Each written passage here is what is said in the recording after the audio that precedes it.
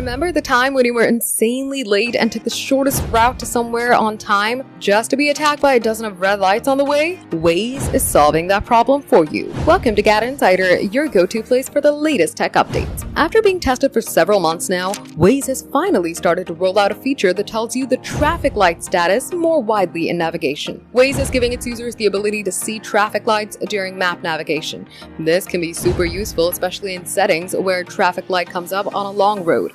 But while this has become a widely available part of Google Maps and Apple Maps, Waze has been lagging behind. Waze was spotted testing traffic lights back in December 2025, and now it seems to be showing up for more users. There have been on and off reports of this for a couple of months, and a Reddit thread this week shows several more users seeing the feature. While some have got it just the past week or two ago, others have been benefiting from it for longer. But don't get too excited because it's still not available to everyone. It's still unclear when Waze will open up the floodgates on this one, but it's certainly more widely available than it was a few months ago, so you can hope that this reaches all of the users soon. For more updates, subscribe to GadInsider. Like and share the video, and don't forget to press the bell icon so you never miss any update.